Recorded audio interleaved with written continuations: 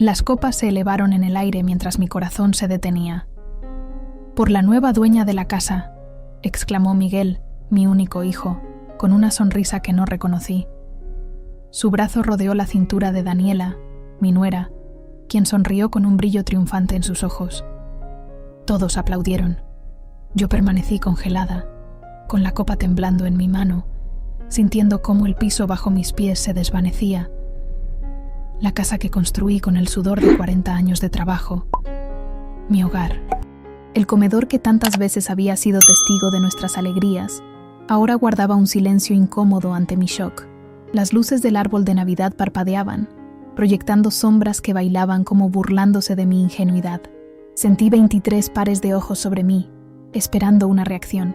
Familia, amigos, vecinos, todos testigos de mi humillación pública.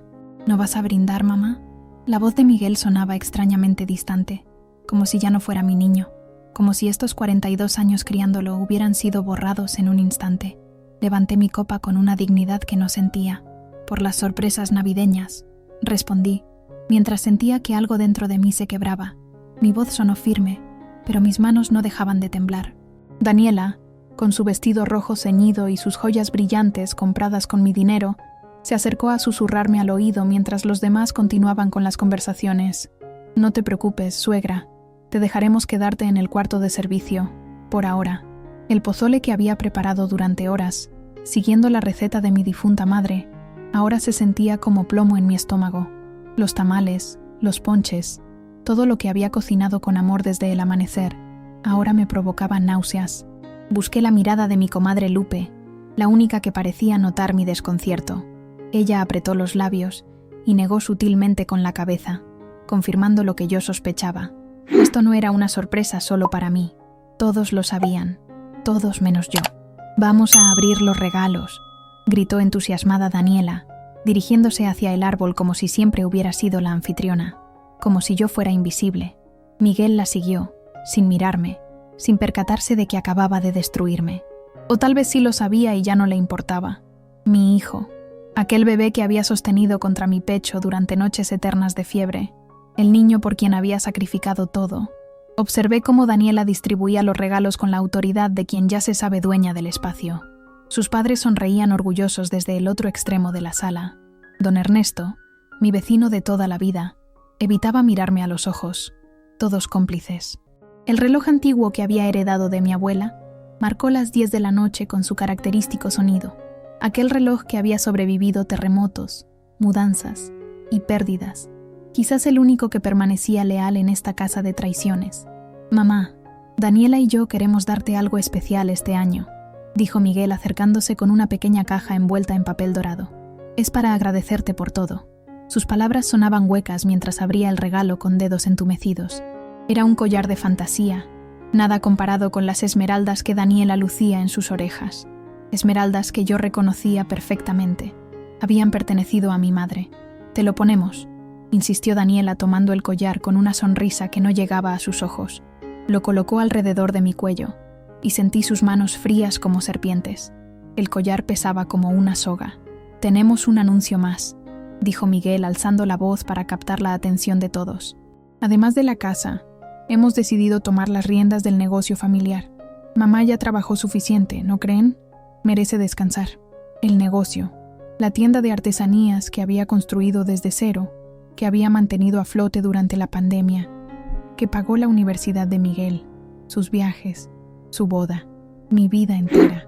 «Brindemos una vez más», propuso Daniela levantando su copa, «por doña Guadalupe, quien ahora podrá disfrutar de su merecido descanso mientras nosotros cuidamos de todo». La palabra despojo resonaba en mi mente mientras las sonrisas falsas se multiplicaban a mi alrededor. El nacimiento que había colocado bajo el árbol parecía observarme. La Virgen María, San José, el Niño Jesús, testigos silenciosos de mi crucifixión navideña. Fingí una sonrisa mientras sentía que cada segundo en aquella sala se volvía eterno. La música de José José que tanto me gustaba ahora sonaba como una burla. El triste, precisamente. El postre que había preparado con tanto esmero quedó intacto en la cocina. Nadie lo recordó, como a mí. Mi nombre es Guadalupe Hernández Vega. Tengo 64 años y hasta anoche creía conocer mi vida.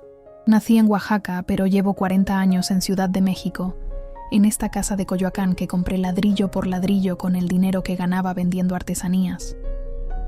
Cada mañana, durante décadas, me he levantado a las 5 para preparar café en esta cocina. El aroma del café de olla siempre ha sido mi primer compañero del día. Después, me siento en el pequeño altar donde tengo la foto de Roberto, mi esposo, quien murió hace 15 años de un infarto. Buenos días, viejo, le digo siempre. Cuídanos desde allá arriba. Hoy no tuve fuerzas para decirle nada. ¿Cómo explicarle que nuestro único hijo nos ha traicionado? La tienda Artesanías Lupita abre a las 9, pero siempre llego a las 8 para limpiar, ordenar y revisar el inventario. Es un local pequeño pero próspero en el centro histórico. Comenzó como un puesto ambulante cuando Miguel era apenas un bebé. Lo cargaba en un rebozo mientras vendía pulseras y aretes. Con el tiempo, pude rentar un local. Luego compré este espacio. Contraté empleados. Creé relaciones con artesanos de Chiapas, Oaxaca, Michoacán. Construí algo de la nada. Hoy no abrí la tienda. Por primera vez en 20 años, las persianas metálicas permanecieron cerradas. Llamé a Rosita, mi empleada de confianza, y le dije que no me sentía bien. No era mentira. Esta casa que Miguel quiere arrebatarme tiene 3 recámaras, un estudio que convertí en altar, cocina amplia, un pequeño jardín trasero donde cultivo chiles, hierbabuena y epazote. Las paredes están decoradas con artesanías de todo México, alebrijes oaxaqueños, barro negro, talavera poblana, textiles chiapanecos. Cada pieza cuenta una historia de mis viajes buscando mercancía, de artesanos que se volvieron amigos, de ferias donde vendí bajo el sol y la lluvia. Mi rutina siempre ha sido simple pero significativa. Trabajo, visito a mi comadre Lupe los domingos, voy a misa a la parroquia de San Juan Bautista, cocino tamales para los vecinos en fechas especiales. Miguel se mudó hace 3 años cuando se casó con Daniela, pero viene a comer los domingos. Siempre he cocinado sus platillos favoritos, chiles rellenos, mole poblano, pozole rojo. Siempre he lavado y planchado sus camisas aunque ya no viva aquí. Siempre he estado pendiente de sus necesidades. Siempre. Mi nuera Daniela tiene 35 años, 7 menos que mi hijo. La conoció en un congreso de mercadotecnia. Ella trabajaba para una agencia de publicidad. Desde el principio, me pareció distante, calculadora. Nunca me llamó mamá, como hacen otras nueras. Siempre fue señora Guadalupe o suegra, con ese tono ligeramente despectivo. Pero la acepté, porque Miguel la eligió, porque lo vi enamorado como nunca antes. No tuvieron una boda grande. Preferimos invertir en un viaje, dijeron. Un viaje a Europa que yo pagué como regalo. 3 semanas recorriendo España, Francia e Italia. Mientras tanto, yo seguía trabajando en la tienda, con mi artritis empeorando pero sin quejarme. Miguel estudió administración de empresas gracias a mis esfuerzos. Vendí un terreno que tenía en Oaxaca para pagar su universidad privada. Es una inversión, viejo, le decía a Roberto en mi mente. Nuestro hijo será alguien importante. Y lo fue, supongo. Importante para todos, menos para su madre. Siempre he sido una mujer de fe. El rosario que me regaló mi madre no se separa de mí. Pero hoy, sentada en esta cocina vacía después de la peor Nochebuena de mi vida, me pregunto si Dios también me ha abandonado. Mi comadre Lupe me llamó temprano. ¿Cómo amaneciste, comadre?, preguntó con voz preocupada. No pude contenerme y lloré por primera vez. Le conté todo: el brindis, el anuncio sobre la tienda, la humillación. Siempre te dije que esa mujer no era buena, respondió Lupe, pero nunca imaginé que Miguel se prestaría a algo así. Las arrugas en mis manos parecen más profundas hoy mientras preparo un té de tila para calmar mis nervios. Estas manos que han trabajado sin descanso, que han acariciado a mi hijo en las noches de pesadillas, que han contado monedas en épocas difíciles, que han rezado cuando no había nada más que hacer. Mi celular ha sonado varias veces. Miguel, no he contestado. ¿Qué podría decirme ahora? ¿Qué explicación podría darme que justificara semejante traición? Prefiero el silencio a más mentiras. La vecina, doña Carmela, vino a traerme pan dulce. La vi muy pálida anoche, doña Lupe, dijo sin atreverse a preguntar directamente. Le agradecí con una sonrisa forzada y cerré rápido la puerta. No quiero lástima. En la repisa de la cocina está la alcancía de barro en forma de cochinito que compré cuando Miguel tenía 5 años. Aquí guardaremos para tu universidad, le dije entonces. Ahora me pregunto si debería romperla, como un acto simbólico. Como él ha roto mi corazón. El retrato familiar que cuelga en la sala me observa. Roberto, Miguel de 15 años y yo, sonriendo en Acapulco durante nuestras únicas vacaciones familiares. Quisiera preguntarle a ese Miguel adolescente en qué momento decidió que su madre ya no importaba, que era un estorbo, una pieza dispensable en su vida de ejecutivo exitoso. Daniela nunca quiso aprender mis recetas. Eso es muy tradicional, suegra. Nosotros pedimos comida a domicilio o vamos a restaurantes. Aún así, cada Navidad y cada cumpleaños exigían mis platillos, mi sazón, mi trabajo, mi tiempo. Todo lo querían, pero a mí no. Las escrituras de la casa y los papeles de la tienda están en el cajón de mi buró, junto a las fotografías de Miguel cuando era pequeño. ¿Cómo planean quitármelos? ¿Qué artimañas habrán planeado? Mi abogado, el licenciado Ramírez, murió hace 2 años. No conozco a otro. Nunca pensé que necesitaría defenderme de mi propio hijo. El sol comienza a ocultarse, y no he probado bocado en todo el día.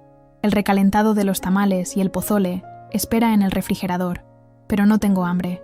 Solo tengo un vacío que ningún alimento podría llenar. No tuve que esperar mucho para el siguiente golpe. Esta mañana, apenas pasadas las 10, el timbre sonó con insistencia. Al abrir la puerta, me encontré con Miguel y un hombre desconocido vestido de traje. «Mamá, te presento al licenciado Joaquín Velasco. Es nuestro abogado», dijo Miguel entrando sin esperar invitación. Su rostro mostraba determinación, no arrepentimiento. «Buenos días, señora Hernández», saludó el licenciado con formalidad fría. «Tenemos algunos documentos importantes que discutir con usted». Sentí un escalofrío recorrer mi espalda mientras los conducía a la sala. Mi hijo ni siquiera me preguntó cómo había pasado la noche después de la bomba que dejó caer en Nochebuena. No había rastro de culpa en su mirada.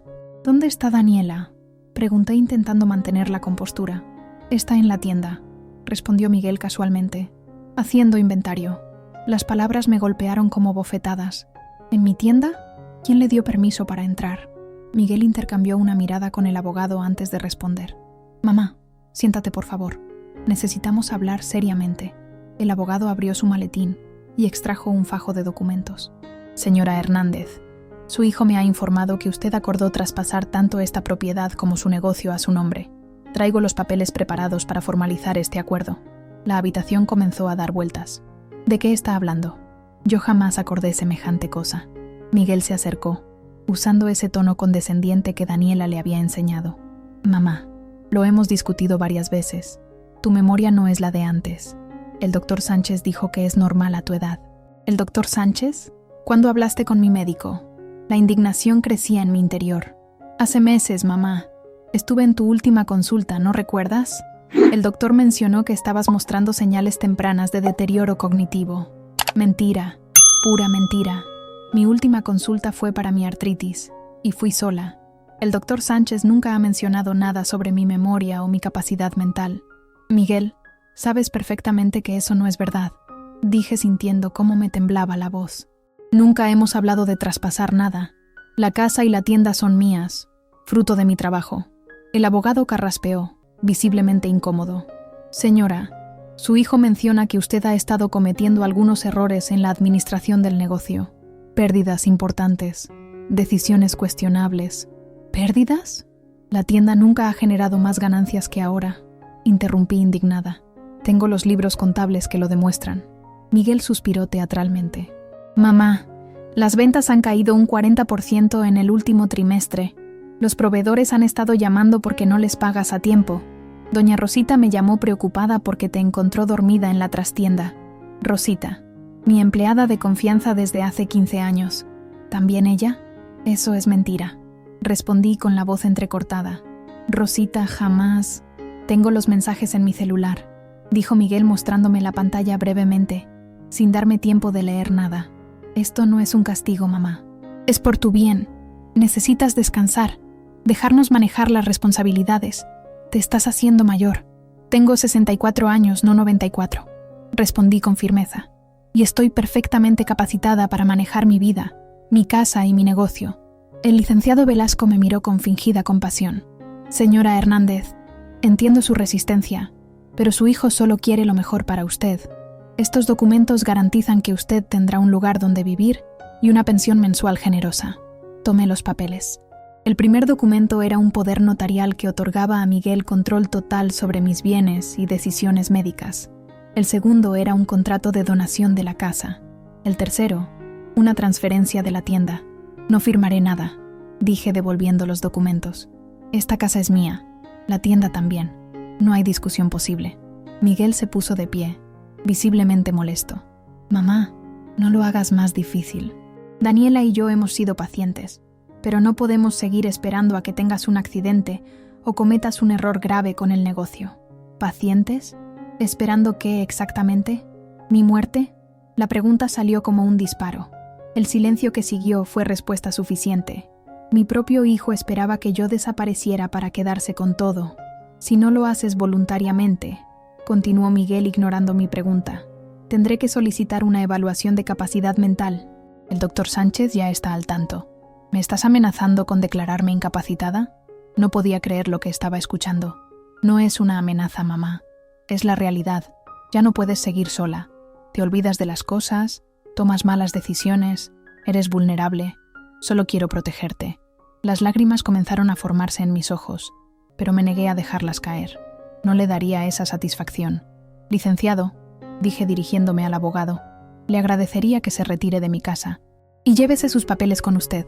El hombre miró a Miguel, quien asintió levemente.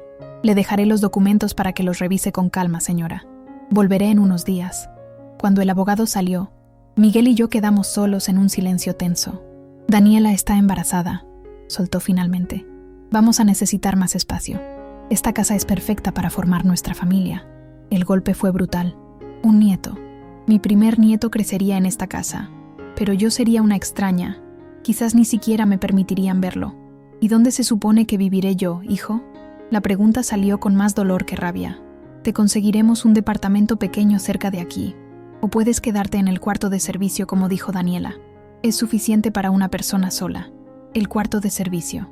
Un espacio de apenas 3 metros cuadrados donde apenas cabe una cama individual. Donde actualmente guardo productos de limpieza y cajas viejas. Esta es mi casa, Miguel. La pagué con mi trabajo, con mi sacrificio. Tu padre y yo nos privamos de todo para construirla. No tienen derecho a quitármela. Miguel se dirigió a la puerta. Tienes 3 días para pensarlo, mamá. Después, iniciaremos el proceso legal. Será más doloroso y vergonzoso para ti. Cuando la puerta se cerró tras él, mis piernas cedieron. Me derrumbé en el sofá sintiendo un dolor físico en el pecho, como si realmente me hubieran apuñalado. Mi celular sonó. Era un mensaje de Rosita. Doña Lupe, la señora Daniela vino a la tienda con un contador. Están revisando todo. Los libros, el inventario, la caja. Me pidieron las llaves de la bodega. No supe qué hacer y se las di. Perdóneme. Otro mensaje llegó inmediatamente después. También cambiaron las cerraduras. Dicen que ahora ellos están a cargo por orden suya. Doña Lupe, ¿esto es verdad? La traición era completa. En menos de 24 horas habían tomado control de mi negocio y planeaban quitarme mi casa. Y lo peor era saber que llevaban meses planeándolo, sonriéndome mientras tramaban despojarme de todo. Con manos temblorosas, marqué el número de mi comadre Lupe. Necesitaba ayuda, necesitaba un consejo, necesitaba saber que no estaba sola en esta pesadilla. Comadre, ven por favor. Fue todo lo que pude decir antes de que el llanto finalmente me venciera. Lupe llegó 20 minutos después, sin aliento, y con una bolsa de pan dulce que dejó olvidada en la cocina al verme. Me abrazó en silencio mientras yo lloraba como no lo había hecho desde la muerte de Roberto. Cuando finalmente pude hablar, le conté todo. La visita de Miguel con el abogado, la amenaza de declararme incapacitada, el embarazo de Daniela, el despojo de la tienda. Siempre supe que esa mujer era una víbora, comadre, pero jamás pensé que Miguel se prestaría a algo así, dijo Lupe indignada.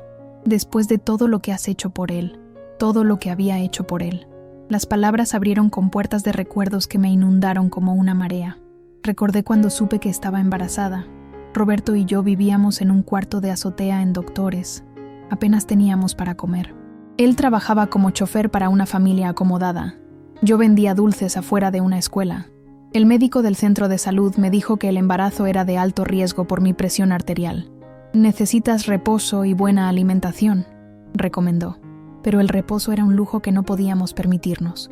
Seguí vendiendo dulces hasta el 8º mes, con el vientre tan grande que apenas podía caminar las 10 cuadras desde nuestra vivienda hasta la escuela. Roberto tomaba turnos dobles para comprar lo necesario para el bebé.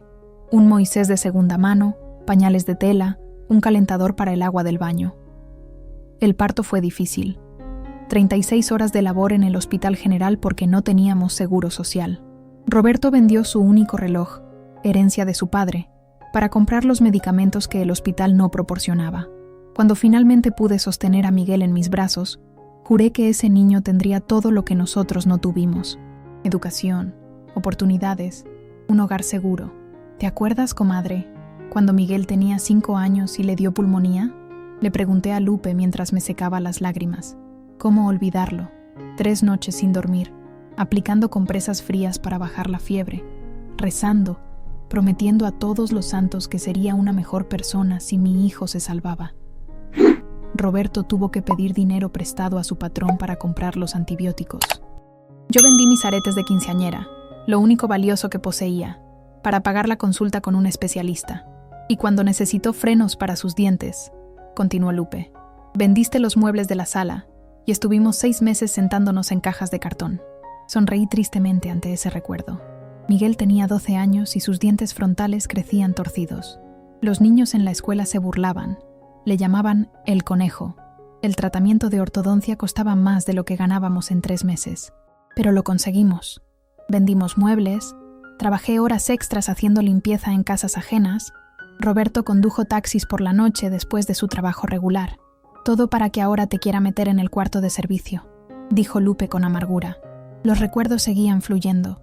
La primera comunión de Miguel, con su traje blanco que cosí durante semanas. Su graduación de secundaria, donde fue el mejor promedio porque cada noche, por cansada que estuviera, me sentaba con él a repasar sus lecciones. La muerte de Roberto, cuando Miguel tenía 27 años.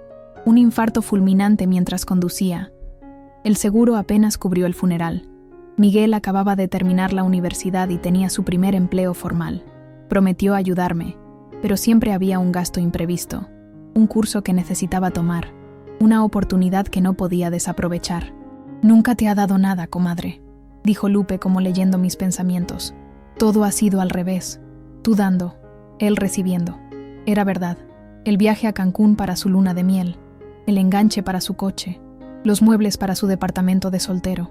Incluso ahora, cada domingo llevaba a casa bolsas de mandado, frutas, verduras, carne, todo lo que necesitaban para la semana, porque están comenzando y hay que ahorrar para el futuro, decía Miguel. Un futuro que aparentemente planeaban construir sobre mi despojo. ¿Recuerdas cuando puse la tienda? Pregunté a Lupe mirando una fotografía en la pared donde aparecía yo frente a Artesanías Lupita, el día de la inauguración. Comenzó como un puesto ambulante en la Ciudadela.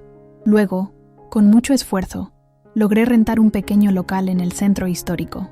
Miguel tenía 8 años y pasaba las tardes después de la escuela sentado en un rincón de la tienda, haciendo su tarea mientras yo atendía a los clientes. Durante años, el negocio apenas daba para sobrevivir.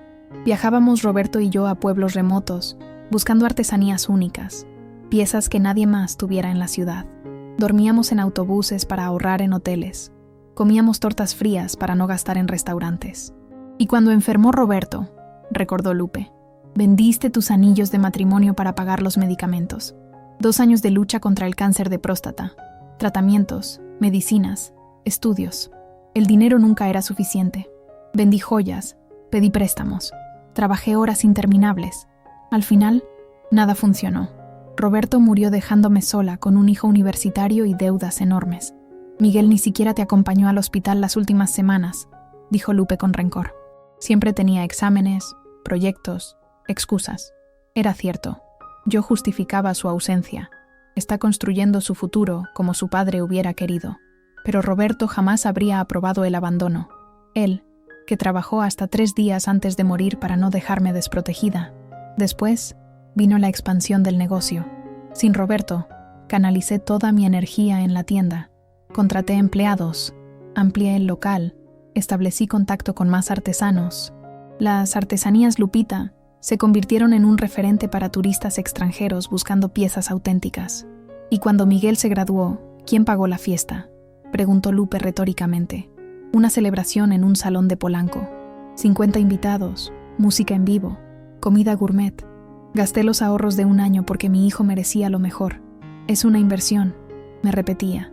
Ahora él nos apoyará a su padre y a mí. Roberto ya no estaba para ver la graduación, ni para ver cómo su hijo, lejos de apoyarme, ahora quería quitarme todo. ¿Y su boda? ¿Cuánto te costó, comadre? La boda fue íntima, pero el regalo no. Un viaje a Europa. 3 semanas recorriendo España, Francia e Italia. Casi $500,000 que saqué del fondo que tenía para mi retiro. Disfruten, hijos. La vida es corta, les dije al despedirlos en el aeropuerto. Daniela apenas sonrió. Miguel prometió que me lo compensaría algún día. «La tienda está a tu nombre, ¿verdad?», preguntó Lupe de repente, trayéndome de vuelta al presente. «Sí, todo está a mi nombre. La casa, la tienda, la camioneta». Roberto insistió en que así fuera, para protegerme. «¿Y cómo piensa Miguel quitártelo legalmente?». Amenaza con declararme mentalmente incapacitada. Dice que tiene a mi médico de su lado, que hay testigos de mi deterioro cognitivo. Lupe se puso de pie, indignada. «Eso es una infamia. Te conocen en todo el barrio. Nadie creería semejante mentira». Pero yo no estaba tan segura. La forma en que los invitados evitaron mirarme durante la cena de Navidad, cómo el abogado hablaba como si mi incapacidad fuera un hecho conocido, me hacía sospechar que llevaban tiempo preparando el terreno, sembrando dudas sobre mi lucidez entre conocidos y vecinos. Miguel dijo que tiene mensajes de Rosita reportando que me encontró dormida en la trastienda. Comenté recordando su acusación. ¿Y es verdad? Por supuesto que no. Nunca me duermo en horario de trabajo. Pero si han manipulado a Rosita... Lupe tomó mis manos entre las suyas. «Comadre, esto no se trata solo de ingratitud. Es un plan calculado para despojarte de todo. Y me temo que llevaban meses preparándolo». Asentí lentamente, sintiendo el peso de la verdad. 3 días, Lupe. Me dieron 3 días para aceptar voluntariamente. Después, dicen que será peor para mí. «No firmes nada», dijo Lupe con firmeza. «Ni un solo papel. Necesitamos buscar ayuda legal de inmediato». «¿Pero quién?». «El licenciado Ramírez murió hace 2 años.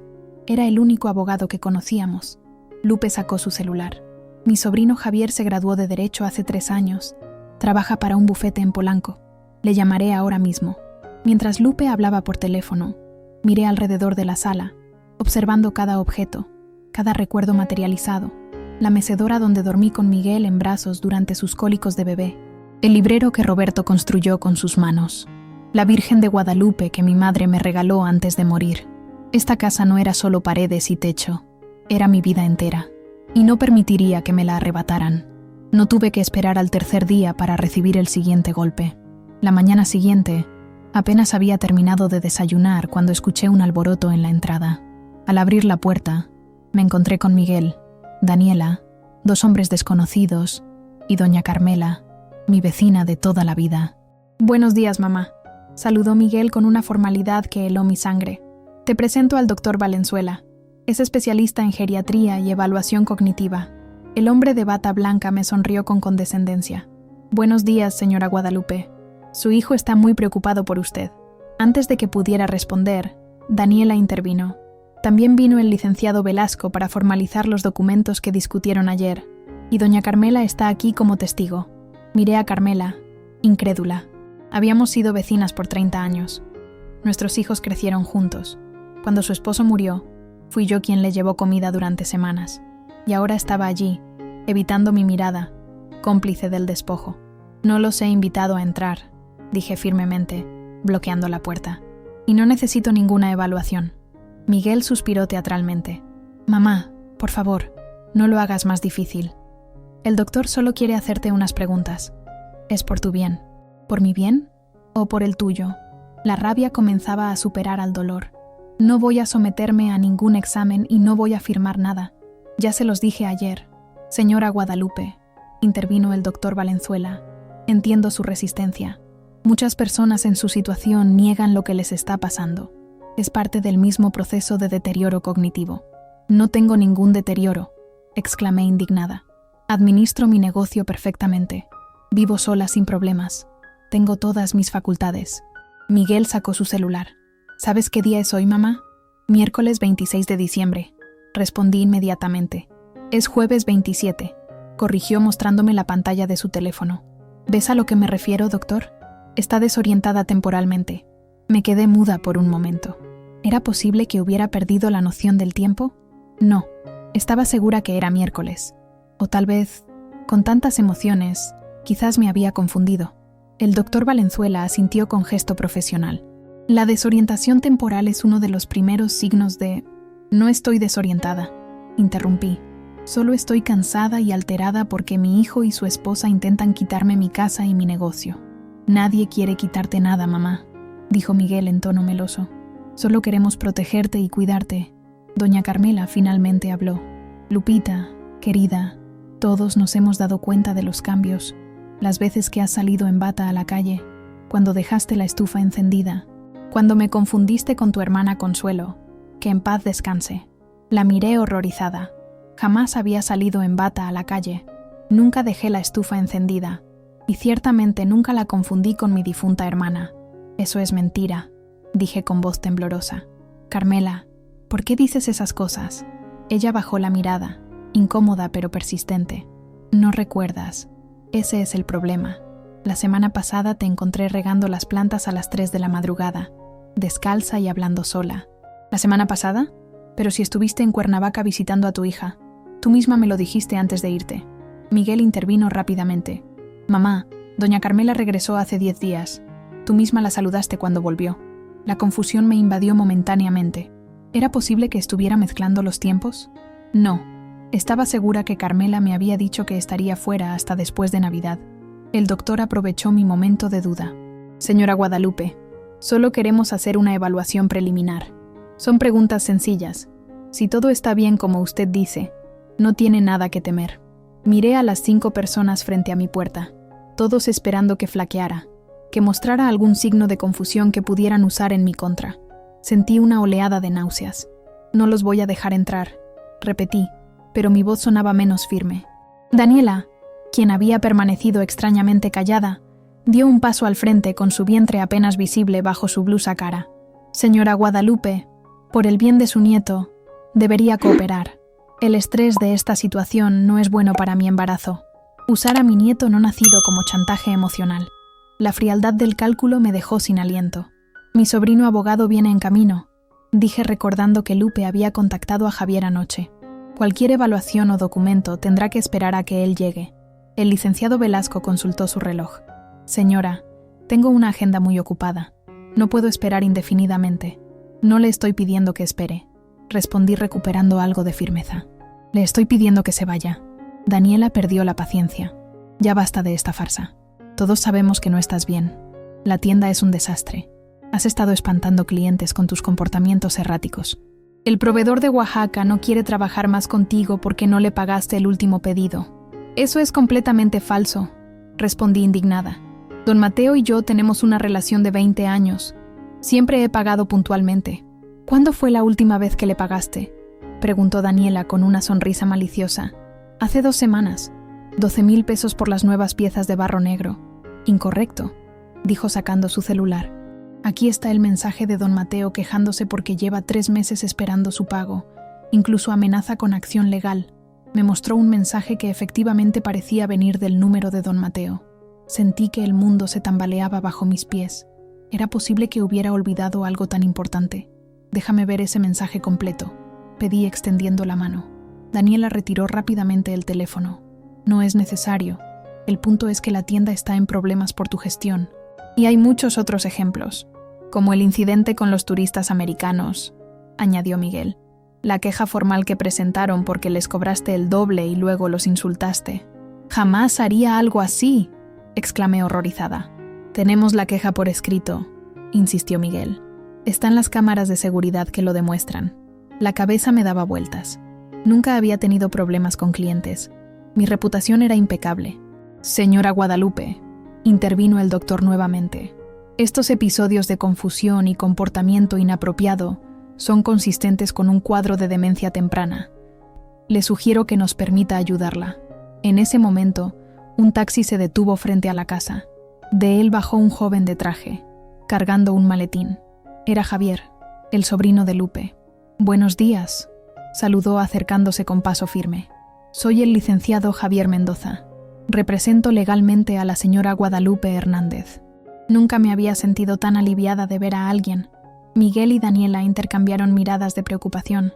«Licenciado», continuó Javier dirigiéndose al abogado de Miguel, «me parece que están intentando presionar a mi cliente para someterse a exámenes y firmar documentos sin la debida asesoría legal. Esto podría constituir acoso e intento de fraude. Solo estamos preocupados por la salud de mi madre», se defendió Miguel, cambiando rápidamente de estrategia. «Si existe una preocupación genuina por su salud», respondió Javier, «se puede solicitar una evaluación médica independiente, con profesionales que no hayan sido seleccionados unilateralmente por ustedes. Mientras tanto, les pido que se retiren de la propiedad de mi cliente». «Esto no es necesario», protestó Miguel. «Somos familia, solo queremos lo mejor para mamá». «Si es así», dijo Javier con firmeza, «respetarán su decisión de no recibir visitas ahora. Cualquier comunicación futura puede hacerse a través de mí». A regañadientes, el grupo comenzó a retirarse. Daniela me lanzó una mirada cargada de odio. «Esto no ha terminado, señora. Su nieto merece crecer en esta casa, no en nuestro pequeño departamento. Usted ya vivió su vida». Cuando finalmente se fueron, mis piernas cedieron. Javier me sostuvo justo a tiempo. «Señora Guadalupe, ¿está bien? ¿Necesita que llame a un médico?» «No», susurré mientras entrábamos a la casa. «Solo necesito sentarme». Ya en la sala, Javier se sentó frente a mí con expresión seria. «Mi tía Lupe me ha contado lo básico, pero necesito que me explique exactamente qué está pasando». Le relaté todo: el brindis de Nochebuena, la visita del día anterior y ahora este intento de hacerme parecer demente. «¿Tiene usted algún problema de memoria?», preguntó Javier directamente. «No más que cualquier persona de mi edad. A veces olvido dónde puse las llaves o el nombre de algún actor, pero administro mi negocio perfectamente. Llevo mis cuentas al día, nunca he tenido problemas». «¿Cuándo fue su último chequeo médico?» «Hace 2 meses, con el doctor Sánchez, mi médico de toda la vida.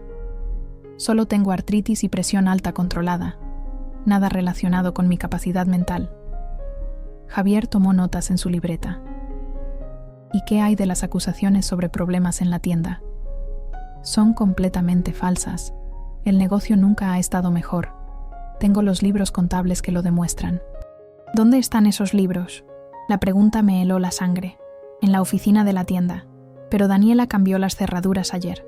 No puedo acceder a ellos». Javier frunció el ceño. «Esto es muy serio, señora Guadalupe. Han tomado control de su negocio sin autorización legal. Podemos presentar una denuncia por allanamiento y apropiación indebida». «¿Pero qué hay de sus acusaciones? Mostraron mensajes, hablaron de quejas. Podrían ser fabricados», respondió Javier. «O malinterpretados intencionalmente. Necesitamos acceso a sus documentos originales para verificar». Me sentí repentinamente exhausta.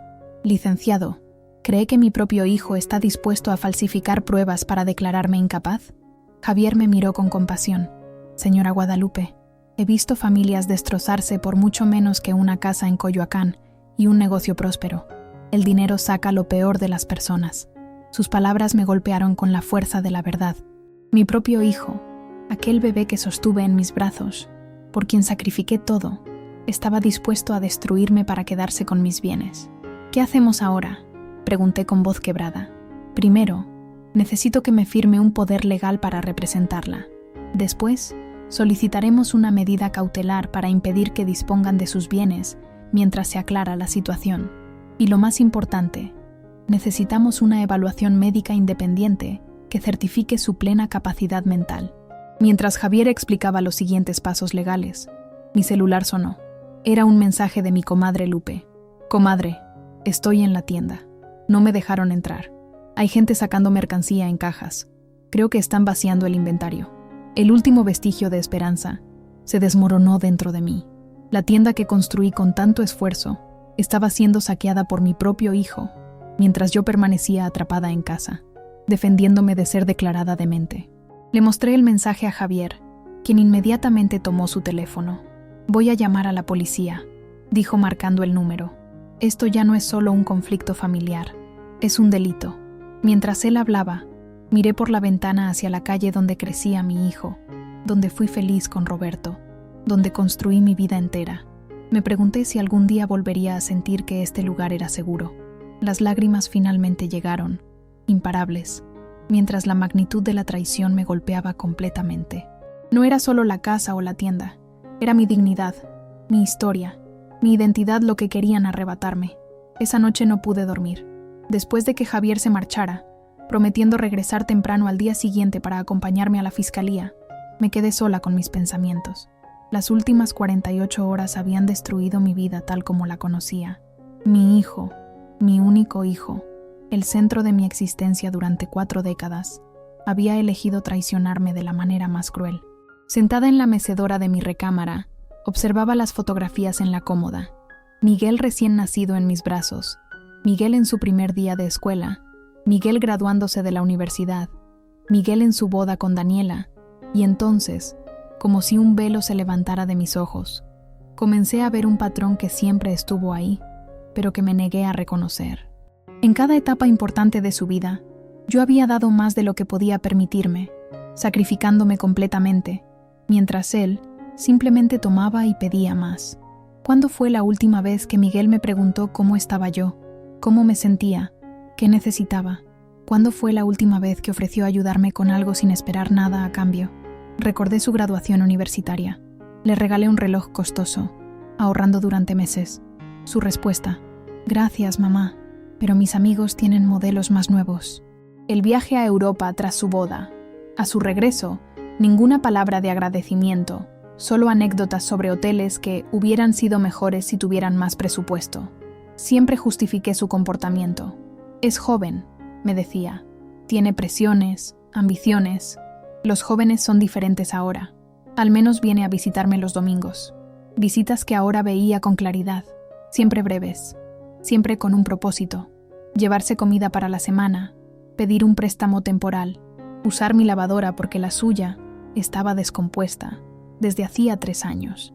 Y Daniela, desde el principio, su mirada evaluadora recorriendo mi casa como quien inspecciona una mercancía, sus comentarios sobre lo anticuada que era la decoración, cómo ella modernizaría todo, su insistencia en conocer el valor de cada objeto, preguntando sutilmente por escrituras y testamentos.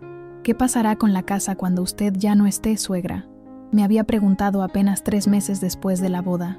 La pregunta me pareció inapropiada, pero la disculpé pensando que era su inexperiencia social. Ahora todo encajaba. No era inexperiencia, era cálculo. Me levanté y caminé lentamente hacia el espejo de cuerpo entero en mi armario. Observé a la mujer que me devolvía la mirada, el cabello entrecano recogido en un moño, las arrugas alrededor de los ojos, las manos ligeramente deformadas por la artritis. Pero también vi la postura recta, la mirada clara y decidida, la fuerza que siempre me había caracterizado. «¿Cuándo dejaste que te convirtieran en una víctima?», le pregunté a mi reflejo. Nunca había sido débil. Enviudé joven y saqué adelante a mi hijo y un negocio. Sobreviví a crisis económicas, a enfermedades, a pérdidas. Construí una vida próspera con mis propias manos. Y ahora, en lugar de luchar, me había dejado atrapar en la incredulidad y el dolor, permitiendo que Miguel y Daniela tomaran la iniciativa, reaccionando a sus movimientos en vez de marcar yo el camino. Eso se acababa ahora mismo. Tomé un cuaderno y un bolígrafo y me senté en la mesa de la cocina. Comencé a escribir metódicamente, haciendo un inventario de mis bienes, de mis recursos, de mis aliados. La casa estaba completamente pagada y a mi nombre. La tienda también, con todos los permisos en regla. Tenía una cuenta bancaria personal que Miguel desconocía, donde guardaba parte de las ganancias del negocio.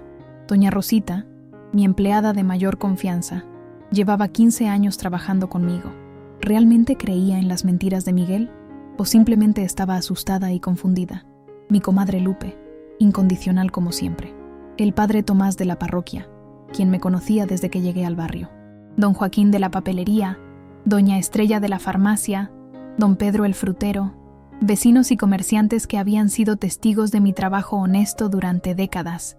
Y luego Estaban los artesanos, mis proveedores de tantos años, don Mateo de Oaxaca, la familia Gómez de Chiapas, los tejedores de Hidalgo, relaciones basadas en la confianza mutua y el respeto. ¿De verdad permitiría que Miguel y Daniela destruyeran todo eso? El cielo comenzaba a aclararse cuando terminé mi lista. Tomé una decisión. No sería más una víctima pasiva. No lloraría más por la traición de mi hijo. No le suplicaría que recapacitara. En cambio, lucharía. No con rabia ciega, sino con la determinación fría y calculada que siempre había demostrado en los momentos críticos de mi vida. Me duché, me vestí con mi mejor conjunto, un traje sastre azul marino que usaba para reuniones importantes, y me arreglé cuidadosamente. Maquillaje discreto, aretes de plata, el collar de perlas que Roberto me regaló en nuestro 20º aniversario. No me vestiría como una anciana derrotada, sino como la empresaria respetable que era. Preparé café, comí un pan dulce para tener fuerzas, y esperé a que el reloj marcara las 8, cuando sabía que Javier pasaría a buscarme. Cuando sonó el timbre, revisé mi apariencia una última vez en el espejo de la entrada. La mujer que me devolvió la mirada no era la misma que se había derrumbado llorando el día anterior. Esta mujer tenía un plan. Javier pareció sorprendido al verme tan compuesta. «Buenos días, señora Guadalupe. ¿Se encuentra mejor?» «Mucho mejor, licenciado», respondí con firmeza. «Y tengo muy claro lo que quiero hacer». Durante el trayecto a la fiscalía, le expliqué mi estrategia. No solo presentaríamos una denuncia por la apropiación indebida de la tienda, sino que solicitaríamos una auditoría forense para determinar si habían manipulado los libros contables o hecho operaciones fraudulentas. «También quiero cambiar mi testamento», añadí mientras el taxi avanzaba por el tráfico matutino. «Desheredar a Miguel completamente». Javier me miró sorprendido. «¿Está segura, señora Guadalupe? Es una decisión muy drástica». «Completamente segura. Un hijo que es capaz de intentar declarar demente a su madre para quedarse con sus bienes no merece heredar nada». «¿Y el nieto que viene en camino?» La pregunta me dolió. Un nieto inocente que pagaría por los pecados de sus padres. «Podemos establecer un fideicomiso para el niño», respondí tras un momento de reflexión. «Algo que sus padres no puedan tocar, que reciba directamente cuando cumpla la mayoría de edad». Javier asintió tomando notas. «Es una buena solución». «¿Y qué hay del resto de sus bienes?» «La tienda quiero donarla a una fundación que apoye a artesanos indígenas. La casa, aún no lo decido. Tal vez a mi comadre Lupe o a una institución benéfica». Mientras hablaba, sentí una extraña liberación. Las posesiones que Miguel y Daniela codiciaban tanto, que estaban dispuestos a destruirme para obtener, ya no tenían el mismo valor para mí. Lo que realmente importaba ahora era mi dignidad, mi autonomía, mi derecho a decidir sobre mi vida. «Hay algo más», dije cuando nos acercábamos a nuestro destino. «Quiero recuperar mi tienda hoy mismo. No voy a esperar semanas a que un juez decida». Javier frunció el ceño. «Legalmente, tenemos que seguir el proceso. Una vez que presentemos la denuncia...» «Lo sé», interrumpí, «y lo haremos. Pero mientras tanto, hay otras formas de presionar». Le expliqué la segunda parte de mi plan. Javier parecía escéptico, pero finalmente asintió. «Es arriesgado, pero legal. Si está decidida, la apoyaré». Después de presentar la denuncia formal, proceso que tomó varias horas, Javier y yo nos dirigimos a la tienda. Como esperaba, encontramos las cerraduras cambiadas y a un joven desconocido atendiendo. A través del cristal, pude ver que gran parte del inventario había desaparecido. Las vitrinas donde guardaba las piezas más valiosas estaban vacías. «¿Lista?», preguntó Javier. Asentí, sintiendo una determinación feroz creciendo en mi interior. No era rabia, sino algo más frío y poderoso. La certeza de estar reclamando lo que era mío por derecho. Mientras entrábamos a la tienda que había construido con décadas de trabajo, sentí que algo fundamental había cambiado dentro de mí. La Guadalupe ingenua y confiada había muerto en aquella cena de Navidad. La mujer que emergía era más fuerte, más sabia y completamente despojada de ilusiones. Mi hijo había declarado la guerra, y aunque me partía el alma, estaba preparada para luchar. La campanilla de la puerta tintineó cuando entramos a Artesanías Lupita. El joven detrás del mostrador, un completo desconocido para mí, levantó la mirada con expresión aburrida. «Buenos días. ¿En qué puedo ayudarles?» «Buenos días», respondí con una sonrisa que no llegaba a mis ojos. «Soy Guadalupe Hernández, la propietaria de este establecimiento». El muchacho, que no tendría más de 20 años. Pareció confundido. Me contrataron ayer. Me dijeron que la dueña es la señora Daniela. Pues le mintieron, intervino Javier, colocándose junto a mí. La única propietaria legal de este negocio es la señora Guadalupe Hernández. Tenemos aquí las escrituras que lo demuestran. El joven comenzó a ponerse nervioso. Yo solo... Me dijeron que... quizás deberían hablar con el señor Miguel. Por supuesto, respondí con calma. Llámelo, por favor. Mientras el chico llamaba a Miguel, recorrí la tienda con la mirada. Las vitrinas principales estaban prácticamente vacías. Las piezas más valiosas, los alebrijes premiados de don Francisco, las figuras de barro negro de la familia Martínez, los tejidos de seda de doña Josefina, habían desaparecido. En su lugar, había baratijas sin valor artístico, probablemente compradas en la Lagunilla o el centro. ¿Dónde está Rosita?, pregunté al joven. ¿Quién? Mi empleada, Rosita Méndez. Lleva 15 años trabajando aquí. El chico se encogió de hombros. No conozco a ninguna Rosita. Solo me contrataron a mí y a otro muchacho que vendrá en la tarde. Sentí una punzada de preocupación por Rosita. ¿La habrían despedido? ¿O simplemente le habrían dicho que no viniera mientras vaciaban la tienda? El joven colgó el teléfono. El señor Miguel dice que viene para acá. Me pidió que no los deje tocar nada. Javier sonrió con frialdad. Lamento informarle que usted no tiene autoridad para impedirnos nada. Esta es propiedad de mi cliente. Mientras esperábamos, me dirigí hacia la trastienda, la pequeña oficina donde guardaba los documentos importantes. La puerta estaba cerrada con llave. Por favor, abre esta puerta, le pedí al joven. No tengo la llave, solo me dieron la de la entrada principal. Javier se acercó a la puerta. Señora Guadalupe, ¿tiene una copia de esta llave en casa? No, la guardaba en mi bolso, el mismo que dejaba en este cajón. Señalé el cajón bajo el mostrador, que ahora estaba vacío. Pero tengo algo mejor. Me acerqué a la pared lateral, donde colgaba un tapete huichol con intrincados diseños geométricos. Lo descolgué revelando una pequeña caja fuerte empotrada. ¿Sabía Miguel de esta caja?, preguntó Javier en voz baja. Negué con la cabeza mientras giraba la perilla, introduciendo la combinación. Roberto la instaló cuando compramos el local.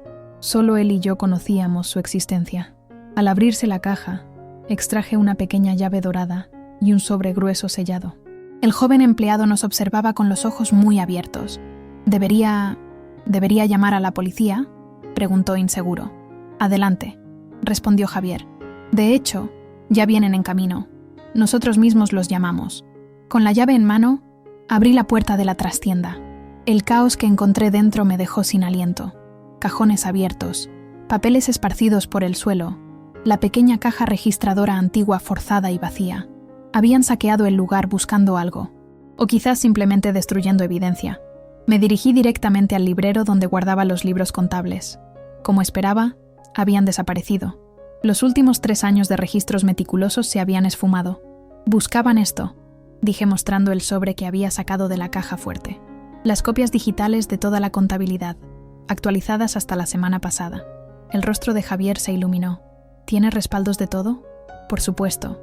Roberto siempre decía, confía en Dios, pero asegura tus cosas. Cada viernes respaldo todo y guardo una copia aquí y otra en casa. Dentro del sobre había también un juego adicional de llaves, la de la entrada, la de la bodega y la de la vitrina principal.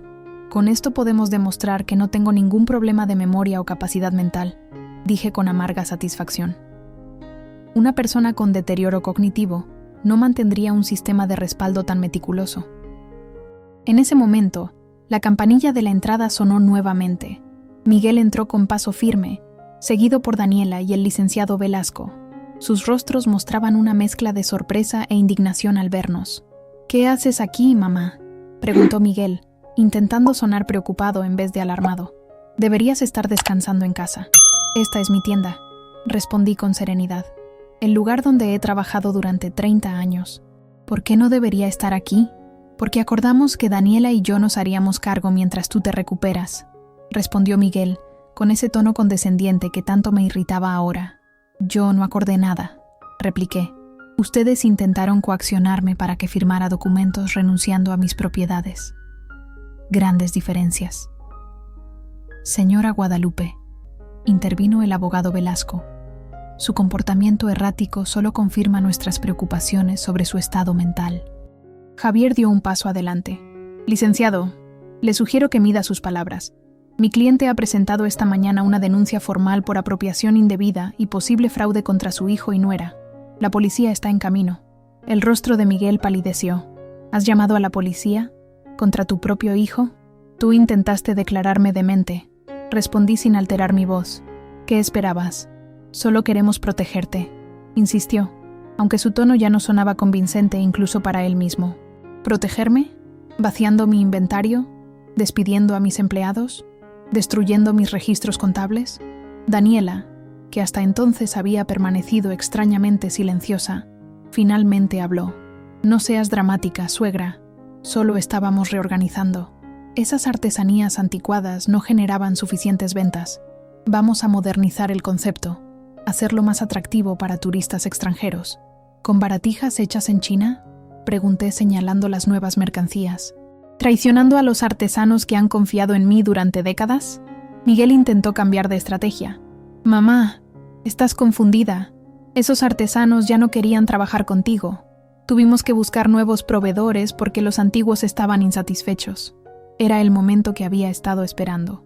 Saqué mi teléfono del bolso y reproduje una grabación. Doña Lupita, soy Mateo de Oaxaca. Estoy muy preocupado porque su nuera vino diciendo que usted está enferma y que ellos se harán cargo del negocio ahora. Me ofreció menos de la mitad por mis piezas. Cuando me negué, amenazó con no comprarme nunca más. Por favor, llámeme. Esto no me parece correcto. Reproduje otro mensaje. Señora Guadalupe, habla Josefina de Chiapas. Su hijo me dijo que usted ya no puede manejar el negocio y que ahora debo tratar con ellos. Me pidió los contactos de todos los tejedores del colectivo. No se lo di porque usted siempre nos ha dicho que protejamos nuestras relaciones comerciales. ¿Es verdad que está enferma? Estamos preocupados. Y un tercero, el más revelador. Comadre Lupe, soy Carmela. Perdóname por lo que voy a hacer mañana. Miguel vino a verme. Dijo que si no les ayudo a demostrar que estás perdiendo la memoria, no me renovarán el contrato de renta del local donde está la papelería. Sabes que ese local es mi sustento. Me siento terrible, pero tengo que pensar en mis nietos. Perdóname.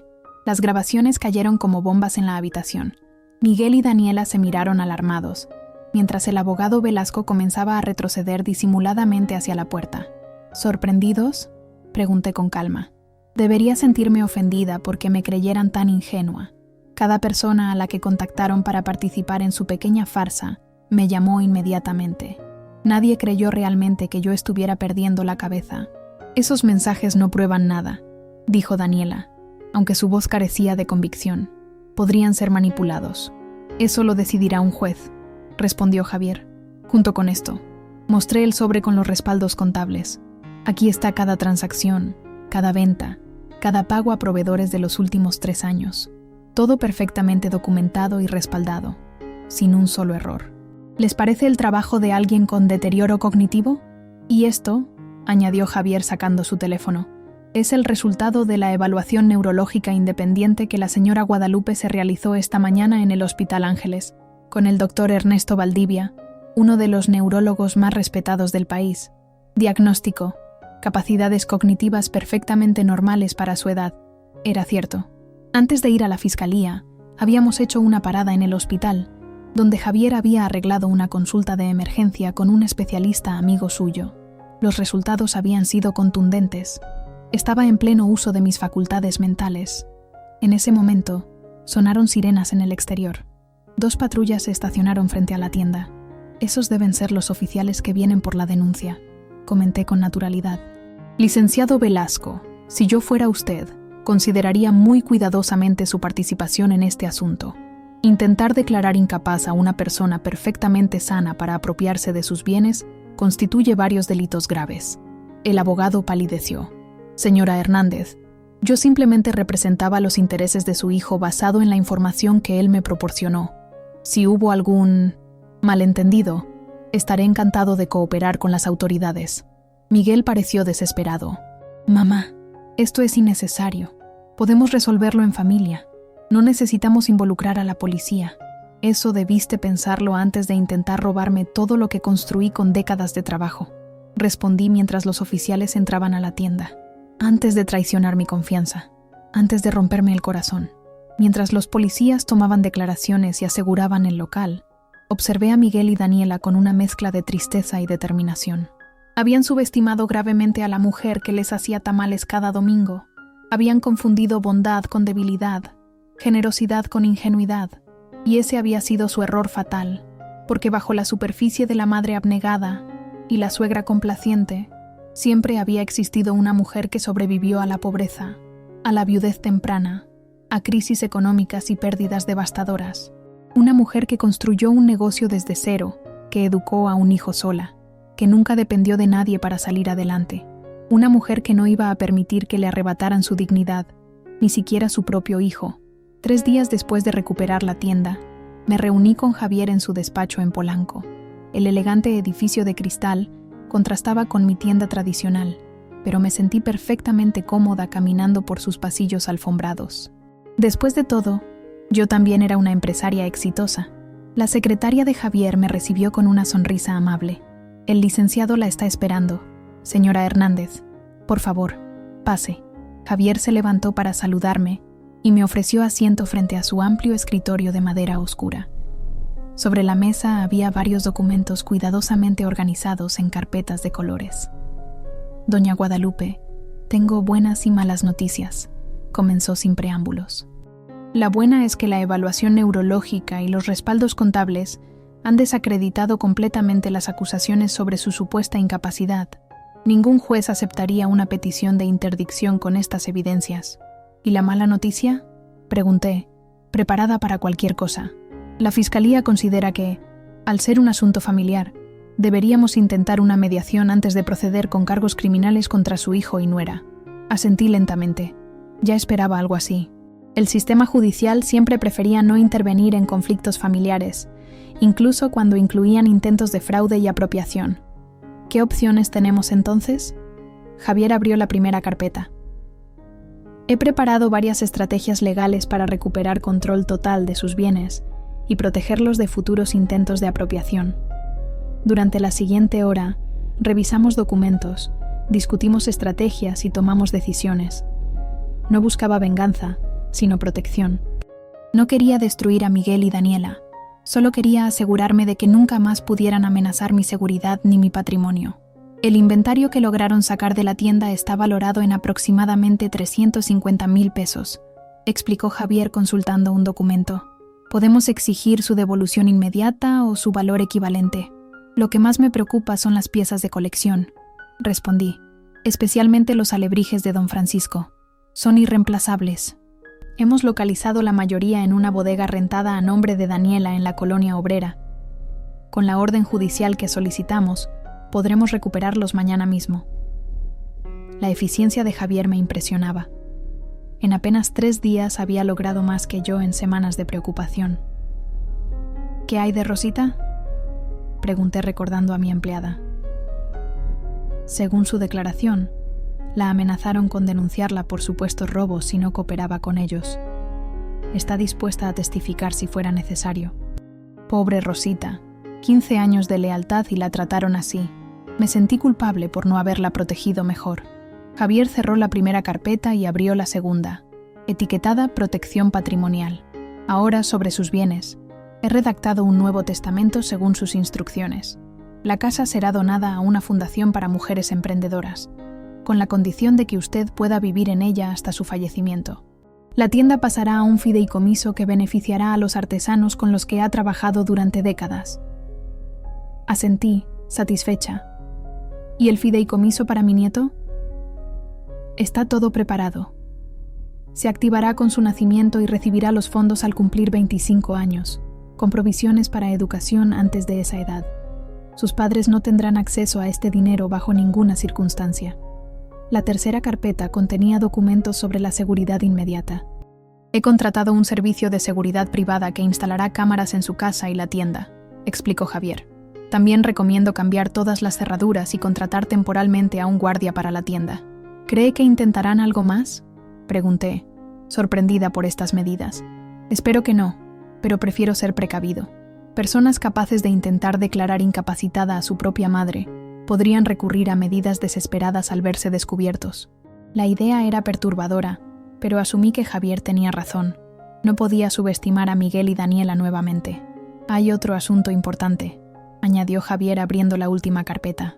Sus vecinos, amigos y proveedores necesitan saber la verdad para evitar futuras manipulaciones. He preparado un comunicado formal explicando la situación que podemos enviar a todos sus contactos comerciales. No quiero humillar públicamente a mi hijo, respondí, después de pensarlo un momento. A pesar de todo, sigue siendo mi sangre.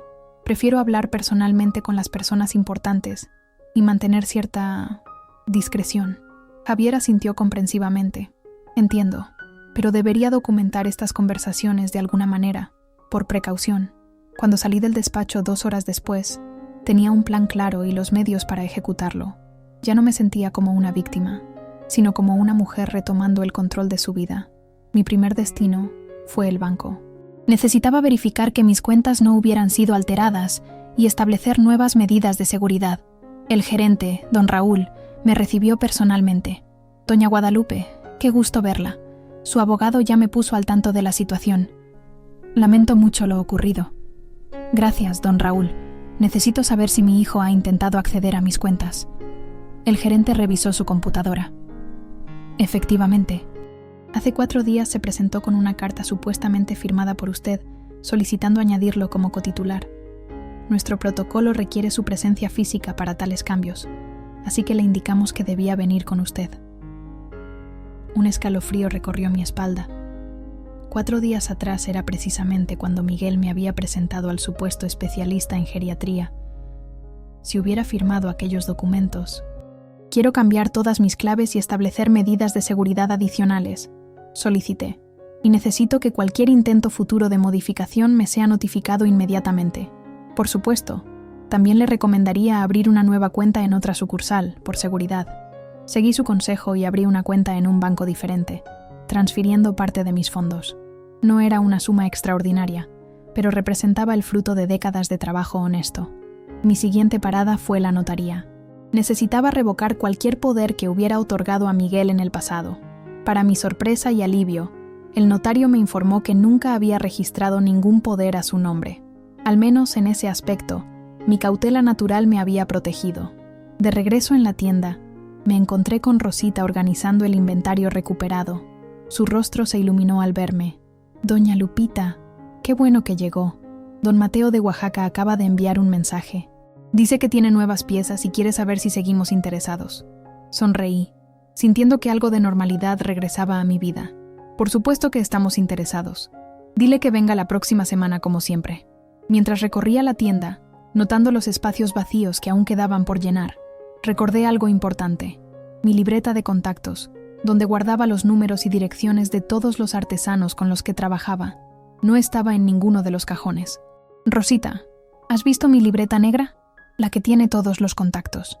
Su expresión se volvió preocupada. La señora Daniela se la llevó el primer día.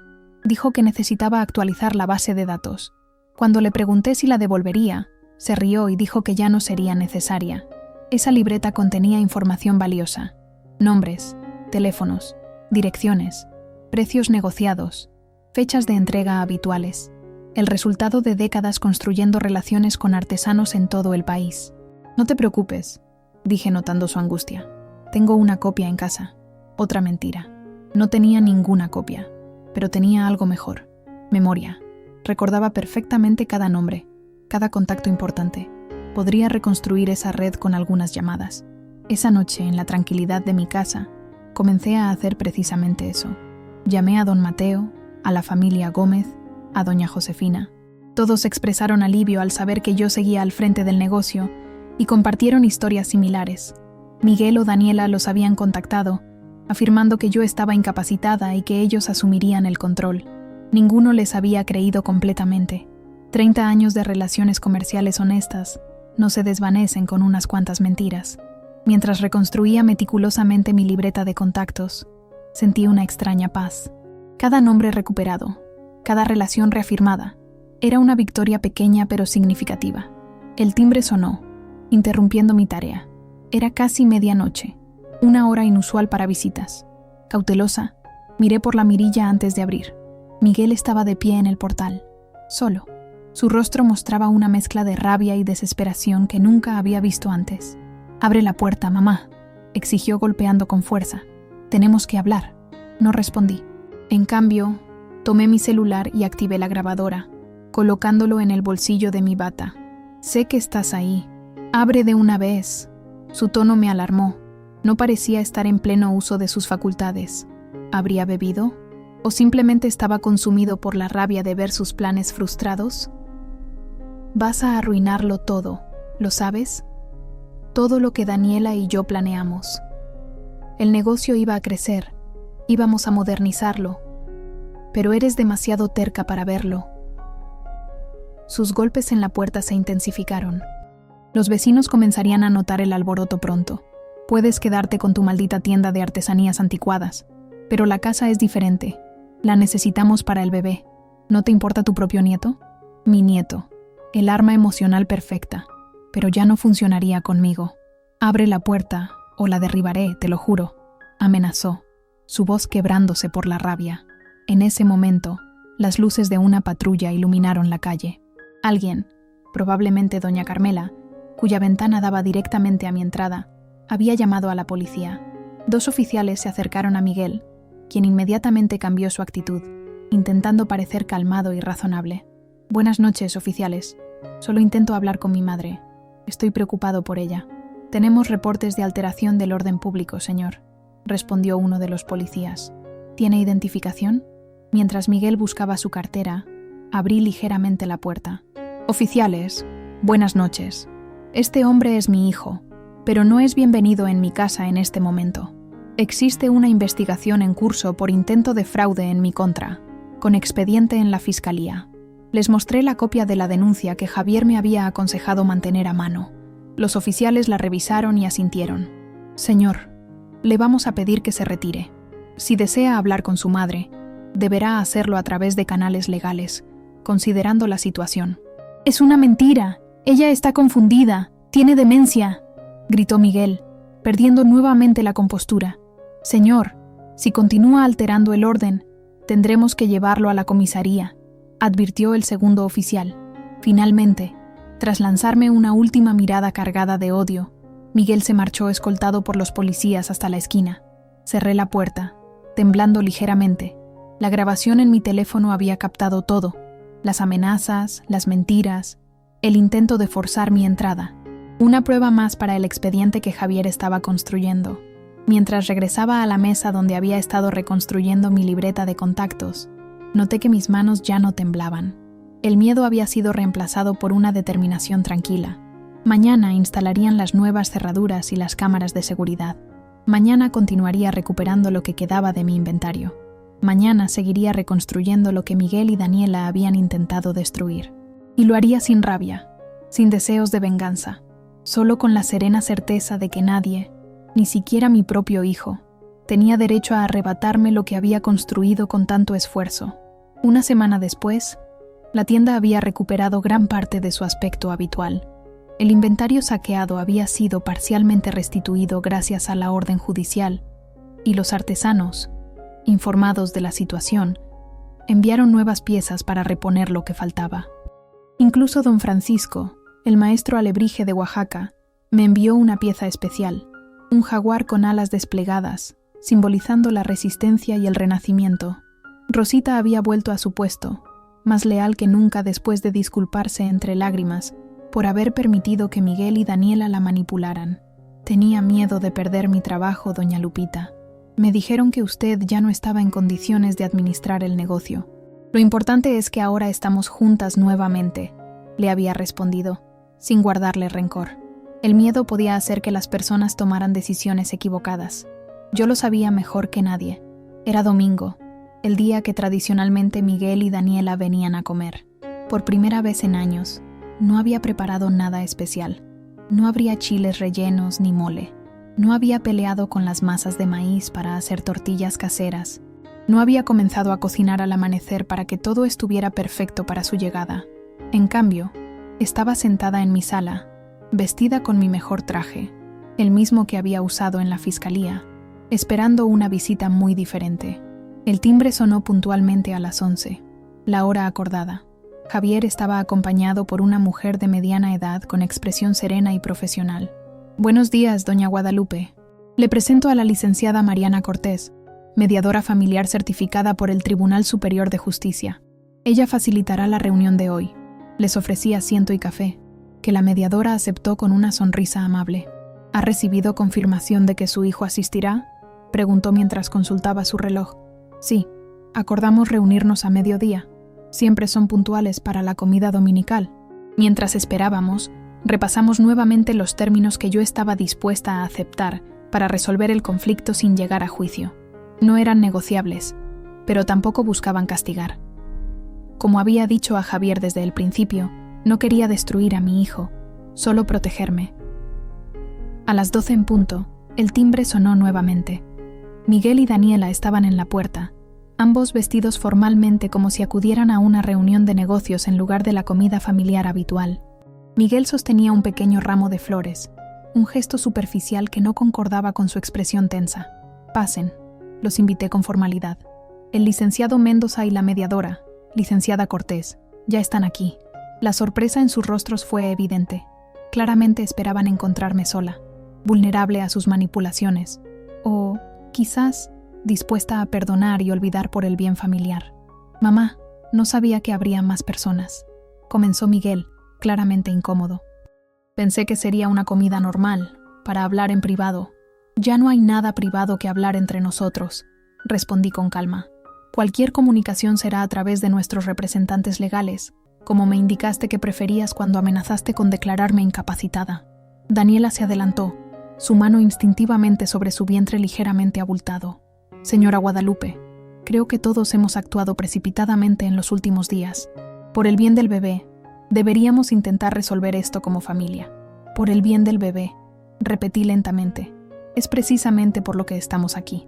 Por favor, tomen asiento». Una vez todos ubicados, la mediadora tomó la palabra, explicando el proceso y las reglas básicas. Respeto mutuo, turnos para hablar, escucha activa. Luego me cedió la palabra como parte demandante. «He solicitado esta mediación porque, a pesar de todo, siguen siendo mi familia», comencé con voz firme. «No deseo un proceso judicial largo y doloroso que solo generaría más amargura, pero tampoco puedo permitir que lo ocurrido quede sin consecuencias». Miguel intentó interrumpir, pero la mediadora le indicó que respetara mi turno. «He preparado un documento con mis condiciones para retirar la denuncia penal», continué, mientras Javier distribuía copias a todos. «Son innegociables y deben ser aceptadas en su totalidad». Daniela comenzó a leer inmediatamente, su rostro pasando de la confianza inicial a la incredulidad y luego a la indignación. «Desheredado, prohibición de acceso a la tienda, renuncia a cualquier reclamo sobre la casa». «Esto es absurdo», exclamó finalmente. «No, Daniela. Absurdo fue intentar declararme demente para apropiarse de mis bienes», respondí sin alterar mi voz. «Absurdo fue vaciar mi inventario, despedir a mis empleados y destruir relaciones comerciales que construí durante décadas». Miguel parecía haber perdido todo color. «Mamá, esto es demasiado severo. Cometimos errores, pero no fueron errores», lo interrumpí. «Fueron decisiones calculadas y crueles, planeadas durante meses, ejecutadas sistemáticamente». La mediadora intervino con tono conciliador. «Señor Hernández, ¿hay algún punto específico de las condiciones que quisiera discutir primero?». Miguel señaló el documento. «Prácticamente todo. Nos está despojando de cualquier herencia o beneficio futuro. Incluso ha creado un fideicomiso para mi hijo que yo no podré administrar». «Precisamente», confirmé, «porque has demostrado que no eres de confianza con los bienes ajenos. Actuamos pensando en tu bienestar», insistió Daniela. «La casa es demasiado grande para ti sola. La tienda requiere demasiado trabajo para alguien de tu edad». «Mi bienestar», repetí con amarga ironía. ¿Cómo exactamente me beneficiaba ser recluida en el cuarto de servicio? Un silencio incómodo siguió a mi pregunta. Daniela miró a Miguel, esperando que él respondiera, pero mi hijo se limitó a bajar la vista hacia el documento. «Hay un punto que no entiendo», dijo finalmente. «Dice que debo devolver las esmeraldas de la abuela, pero esas joyas me las regalaste cuando me casé». «No, Miguel. Te presté las esmeraldas para que Daniela las usara en la boda. Nunca las regalé». Eran la única herencia de mi madre, y siempre dejé claro que debían regresar a mí. Daniela se removió incómoda. Las vendimos hace meses. Necesitábamos el dinero para el enganche del departamento nuevo. La revelación me dolió más de lo que esperaba. Esas esmeraldas habían sido el único recuerdo tangible de mi madre, guardadas cuidadosamente durante décadas, para ocasiones realmente especiales. Entonces deberán compensar su valor, intervino Javier. Están tasadas en 180,000 pesos según la póliza de seguro. ¿180,000? Es una locura. Apenas nos dieron 50,000 por ellas, protestó Daniela. Ese es su problema por vender algo que no les pertenecía, respondió Javier con frialdad. El valor a compensar es el de tasación oficial. La mediadora consultó su reloj. Llevamos 1 hora discutiendo y no veo progreso hacia un acuerdo. Quizás necesitamos reconsiderar si la mediación es el camino adecuado en este momento. No firmaremos esto, declaró Daniela empujando el documento hacia el centro de la mesa. Es un abuso. Nos está castigando por intentar ayudarla. En ese caso, respondió Javier recogiendo los papeles, continuaremos con el proceso legal. La Fiscalía ya tiene suficiente evidencia para proceder con cargos de intento de fraude, apropiación indebida y posiblemente falsificación de documentos. Eso sin mencionar la demanda civil por daños y perjuicios. Miguel palideció aún más. ¿Falsificación de documentos? No sé de qué hablas. Javier extrajo una carpeta de su maletín. Tenemos evidencia de que intentaron falsificar la firma de doña Guadalupe en documentos bancarios. El peritaje grafológico ya está en proceso. No sabía nada sobre esto, pero mantuve mi expresión impasible. Javier claramente tenía información que yo desconocía. Eso no es cierto, balbuceó Miguel. Hubo un malentendido con el banco, pero nunca falsifiqué nada. Los peritos determinarán eso, respondió Javier. Mientras tanto, les sugiero que consulten con su abogado las posibles consecuencias legales. El fraude contra adultos mayores tiene penas agravadas en el Código Penal. Daniela se puso de pie abruptamente. Esto es ridículo. No nos quedaremos aquí para ser amenazados. La mediadora intentó calmar la situación. Señora, nadie está amenazando. Estamos explorando alternativas para evitar un proceso judicial más severo. Mi suegra nos odia, continuó Daniela, ignorando a la mediadora. Siempre me ha odiado. Nunca me aceptó como parte de la familia. Siempre criticando mi forma de vestir, mis decisiones, todo. Ahora usa esto para vengarse. Daniela, la interrumpí con voz tranquila. Te recibí en mi casa, pagué tu boda, financié tu luna de miel por Europa, te regalé joyas familiares, cociné para ti cada domingo durante 3 años. Nunca te critiqué, ni siquiera cuando comenzaste a tratar a Rosita como sirvienta o cuando despreciaste las artesanías que son mi pasión y sustento. Si eso es odio, entonces no sé qué es el amor para ti.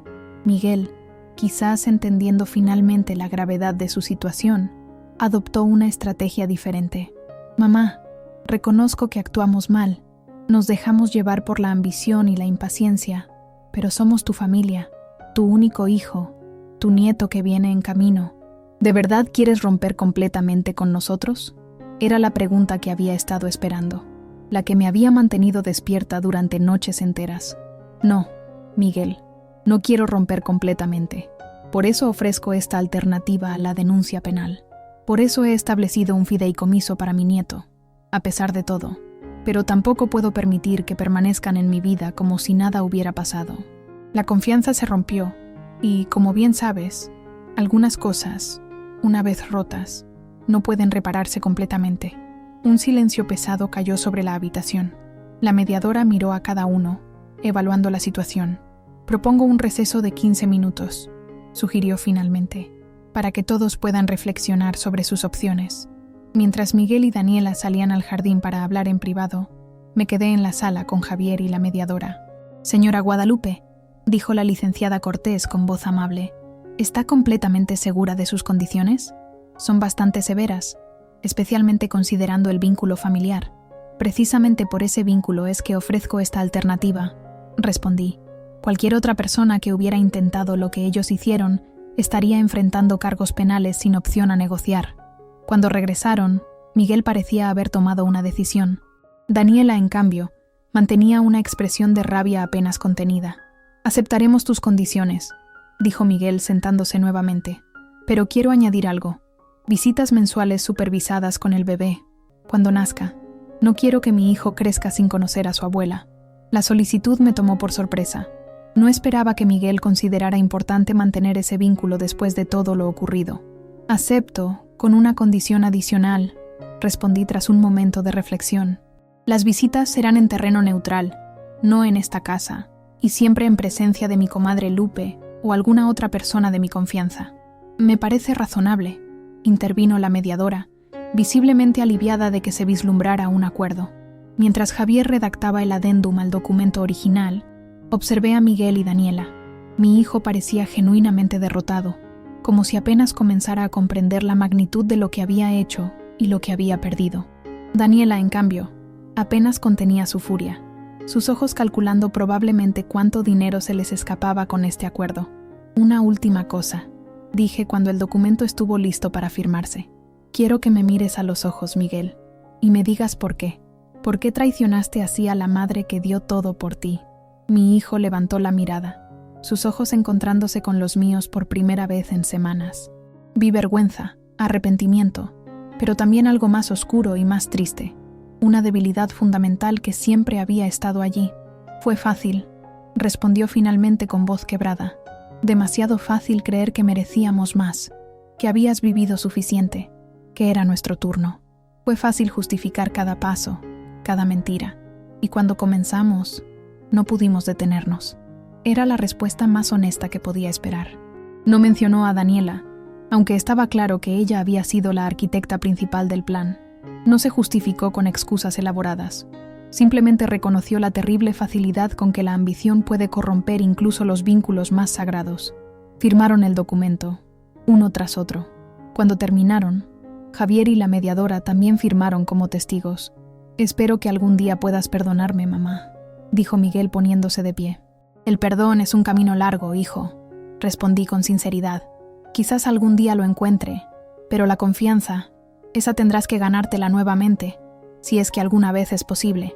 Mientras los veía marcharse, sentí una extraña mezcla de victoria y pérdida. Había protegido lo que era mío, había demostrado que no era la anciana indefensa que ellos creían, pero también había perdido algo precioso, la ilusión de que el amor de un hijo es incondicional y eterno. La sala quedó en silencio. La comida dominical que durante años había sido ritual familiar no se realizaría hoy, ni probablemente nunca más.